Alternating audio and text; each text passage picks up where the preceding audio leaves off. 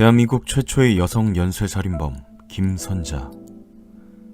김선자는 1939년생으로 1986년 10월부터 1988년 8월까지 총 6차례에 걸쳐 채권자와 자신의 아버지, 여동생에게 독극물인 사이안화 칼륨, 청산염이 들어간 음료수를 마시게 하여 5명을 독살시킨 여성 연쇄살인범이다.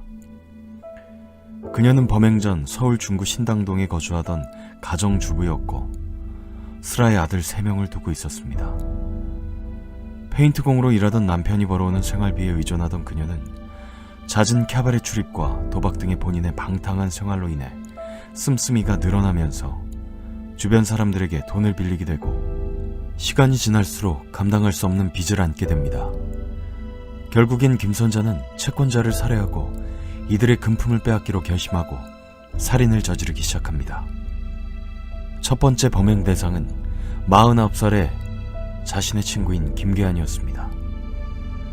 1986년 10월 31일 김선자는 그녀에게 목욕탕에 가자고 제안하며 그녀를 유인한 후에 청산염이 들어간 쌍화탕을 그녀에게 권했고 쌍화탕을 마신 그녀는 쓰러진 후 인근 병원으로 옮겨졌지만 결국 심한 경련과 호흡곤란으로 사망하고 맙니다.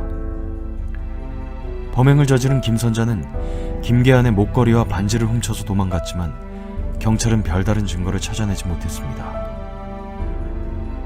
두 번째 범행은 1987년 4월 4일 시내버스 안에서 벌어집니다. 피해자는 김선자에게 700만 원을 빌려준 채권자 전순자였습니다. 김선자는 시내버스 안에서 피해자에게 청산염이 들어가 있는 정체불명의 음료수를 건네 마시게 했고 그녀는 독극물 중독 증세를 호소하며 쓰러졌고 인근 병원으로 옮겨졌지만 그 자리에서 사망합니다. 3차 범행 대상은 46살의 채권자 김순자였습니다. 1988년 2월 10일 피해자인 김씨에게 채무자로부터 돈을 받기 위해 다방에 함께 가자고 제안했고 김선자는 3차 범행 이전에 피해자로부터 120만 원을 빌려온 상태였습니다.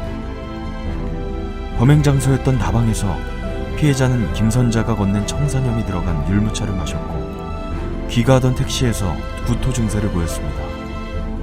김선자는 건강 음료를 마시면 괜찮아질 거라며 택시에서 함께 내리자고 권유했지만 이상함을 느낀 피해자가 이를 무시했고 다행히도 김선자의 세 번째 범죄는 미수에 그치고 말았습니다. 이후 김선자는 피해자에게 빌렸던 120만 원을 갚았고 집에 찾아가 안부까지 묻는 뻔뻔함을 보여줬습니다. 네 번째 범행 대상은 어이없게도 당시 73살이었던 자신의 아버지 김종춘이었습니다. 김선자와 김종춘은 친척의 회갑에나 참석 후 귀가를 위해 시외버스에 탑승하게 된다. 김선자는 청산염이 들어간 건강음료를 아버지에게 건넸고 아버지는 버스 안에서 독극물 중독 증세로 실신했습니다. 인근 병원으로 옮겨졌지만 결국엔 사망하고 맙니다. 아버지를 죽음으로 내몬 것도 모자라 김선자의 5번째 범행 대상은 그녀의 여동생인 김문자였습니다.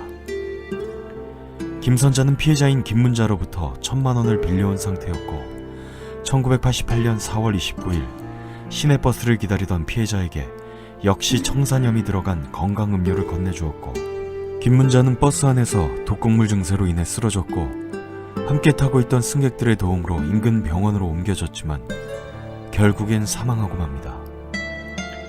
이 와중에 김선자는 버스에서 내리는 과정에서 피해자의 핸드백과 기금속을 훔쳐서 도망쳤다고 합니다. 이런 말 하긴 그렇지만 정말 나쁜 년입니다. 김선자의 마지막 범죄 행각은 1988년 8월 8일에 벌어지는데요.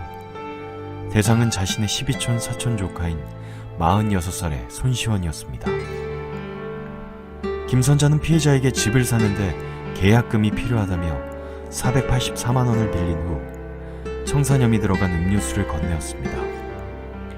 손시원은 버스 안에서 어지러움을 호소하며 쓰러졌고 인근 병원으로 옮겨졌지만 결국엔 사망하고 맙니다.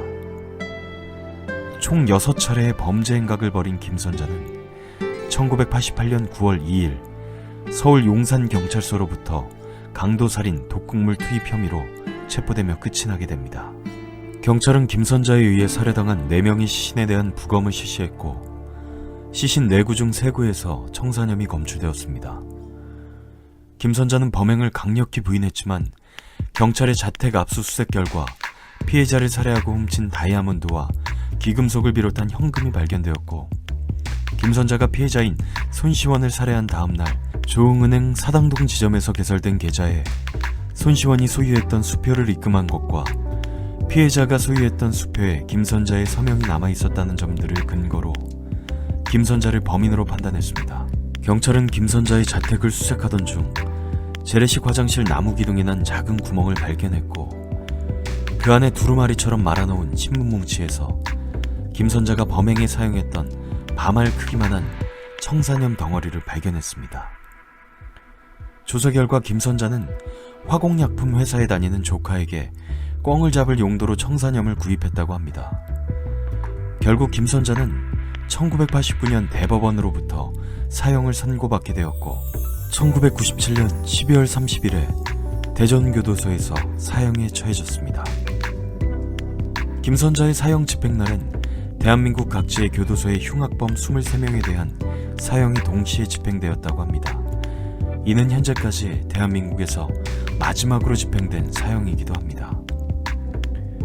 지금까지 피도 눈물도 없는 독극물 연쇄살인마 김선자에 대한 이야기였습니다.